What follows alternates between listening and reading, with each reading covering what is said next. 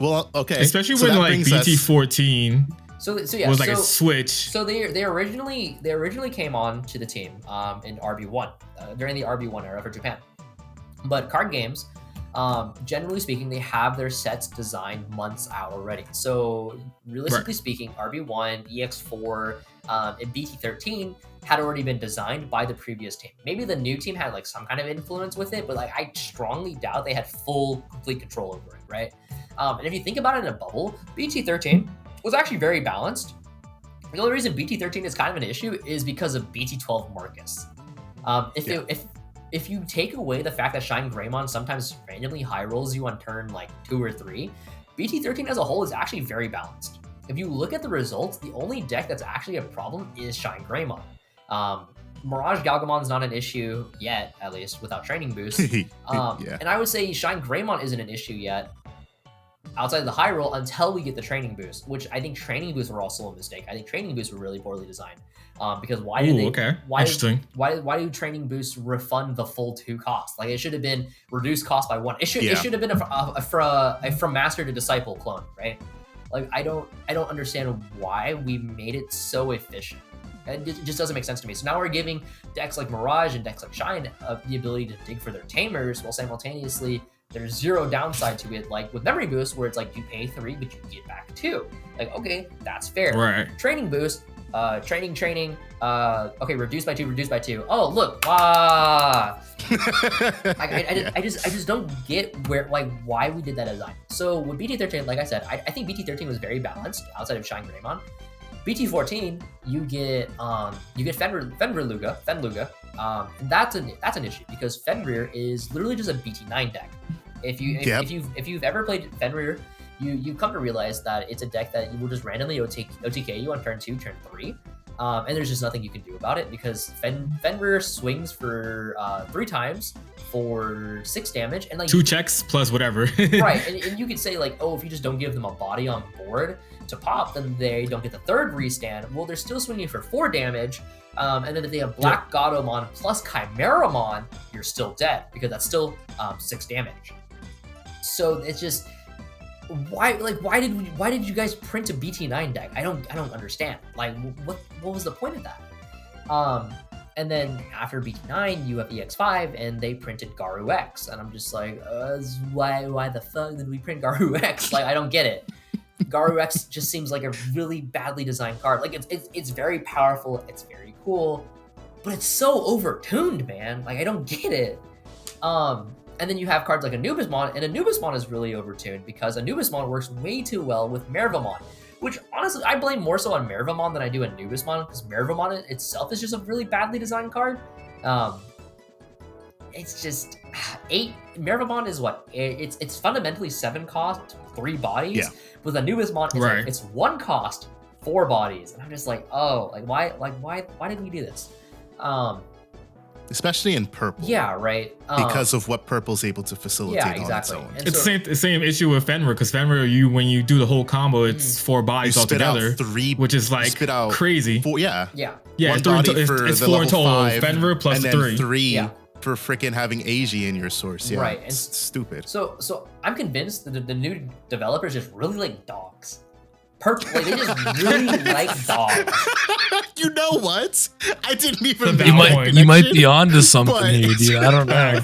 And then come BT15, we get Apocalymon, and like I said earlier, I think Apocalymon is really badly designed because it just invalidates so many decks in the game. Like you just can't.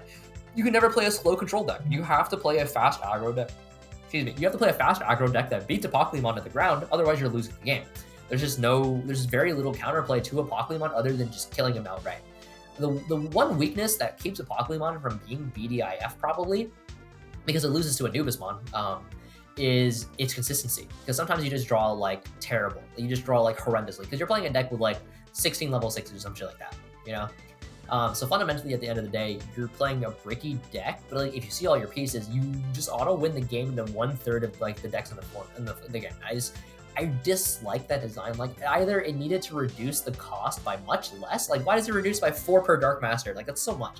The fact that he's 3 cost drop is so crazy. It's so gross. It either needed to restrict what it can copy, reduce how much it actually goes in terms of cost reduction.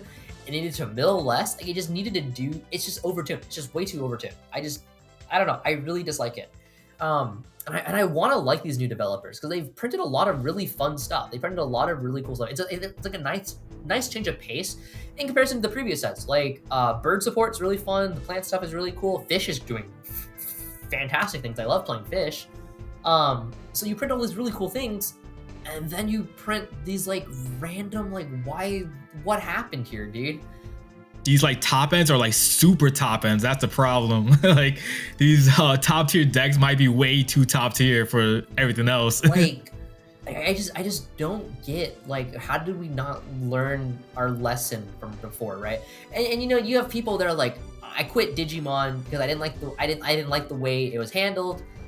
I'm gonna go play One Piece. And I'm like, bro, that's another Bandai game. Like, you just went from one Bandai game to another Bandai game. Like, and you went from one problem to another fucking problem. Like because Zoro. Like, I'm like One Piece is a very fun game.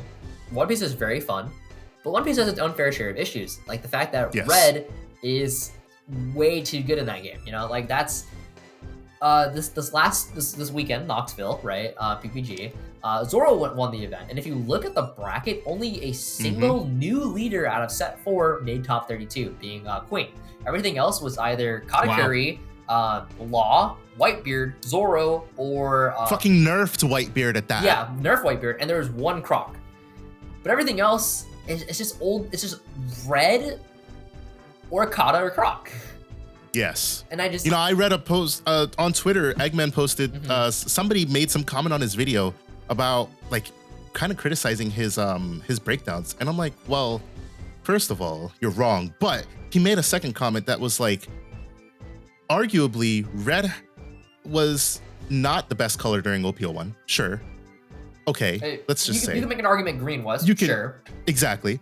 Oh, they were like, OPO2? Maybe. I was like, OPO2 is what made me quit the fucking game. Yeah, no, like, OPO2 was... That was the fucking height of why I just said fuck One Piece, because Zoro and Whitebeard were just both equally oppressive. And then OPO3, sure, it got a little bit better. OPO4 is much better, especially with the ban list.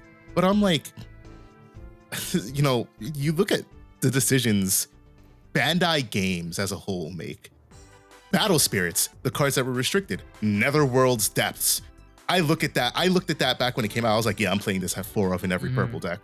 Axe Spider, I hated playing. Anytime I saw white, I was like, fuck. If they play Axe Spider, I'm fucked. And lo and behold, every time I played against white, yes. Because Axe Spider is fucking stupid. And those are 2 cards that are now banned. Good job, Bandai.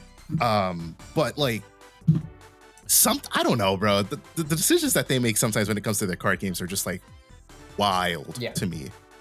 You know, I've spoken very highly and also very poorly about Bandai.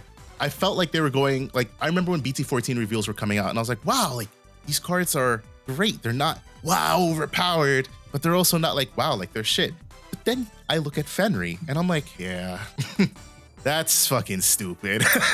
Like there's just no getting around that particular deck. Right. And then we get into Eagles 5, and it's just they just said it's like balls to the wall for that one. Here we go again. And the cool thing about EX 5, it's probably the best, it's the best EX set we've had. No, 100%. Easily. Yeah. And then it's like, then you look at the Guru line, and it's like, oh my god, why is this a thing? You know, like it's just so crazy. I mean, overall, yeah, like EX, like you said, EX5 is probably the best EX set. Not even probably. For sure, it is the best EX5 set, EX set we've had. There's nothing that compares to it, where like the whole, like from top to bottom, that is like there's a lot of viability and a lot of competitiveness that came out of this set already. That's at least seen in Japan. Yeah, I mean, red and blue suck. But you know, purple's doing pretty good. Purple's good. Yellow's doing pretty decent. Yellow's doing pretty good. Black's doing good. Green's doing good. Like, okay, cool. Red and blue got stuck with the unfortunate the GraceNova. Yeah, GraceNova. Whoops. GraceNova, the secret that should have been an SR. Teehee. Yeah. That's such a weird deck because they like their megas are so good, and then the GraceNova is like Like if you play that deck, your whole point is to get to the 6s, and you don't even care about the 7 in GraceNova. Feels like. Yes, it's awkward for sure. Yeah, I mean, even Russ Morrow put out that video with the GraceNova deck on Showcase, and of course, you know, it's a showcase and everything, but like, you didn't need GraceNova to win that match at all. It was literally, all right, well, self-D Digivolve Diana, so I can get the unsuspend, and then I'll go into Apocalymon, swing for game, because I have sec +1, so I get past Odin's breath. Like, it's so good. Like, I love Apollo and Diana. I detest Grace, because it's just like, there should have been more payoff.